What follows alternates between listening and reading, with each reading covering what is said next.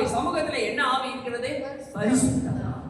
அப்ப தேவனுடைய ஆலயத்துல வந்தா பரிசுத்த ஆவியானவர் இடக்குள்ளே வர வேண்டும். சமூகத்தை விட்டு என்னை தள்ளாதப்பா, பரிசுத்த ஆவி எடுத்துக்குள்ளே வச்சிருக்கேன்னு சொல்ல. நிலைவரமான ஆவி, பரிசுத்தமான ஆவி. ரட்சணத்தின் சந்தோஷம் வரும்பொழுது கரங்களை தட்டி மகிமைப்படுத்தலாம். உற்சாகமான ஹalleluya. என்ன ஆவி? உற்சாகமான நிலைவரமான ஆவி. சொல்லுங்க. நிலைவரமான ஆவி, பரிசுத்த ஆவி, உற்சாகமான. Do you have that consciousness in the presence of the Lord? தேவனுடைய சமூகத்துல ரட்சணத்தின் சந்தோஷம் உனக்கு இருக்கிறதா?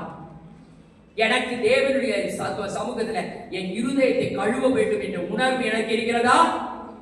தேவனுடைய சமூகத்திலே நிலைவரமான ஆவி எனக்குள்ளே இருக்க வேண்டும் என்று சொல்லி நான் விரும்புகிறேனா? ஹalleluya. அவருடைய சமூகத்தை விட்டு தேவன் என்னை தள்ளக்கூடாது அப்படின்ற என்னுடைய இருதயம் விரும்புகிறதா? அதுதான் முக்கியம். ரட்சணத்தின் சந்தோஷம் திரும்ப எனக்கு தந்து அப்படின்னா உற்சாகமான ஆவி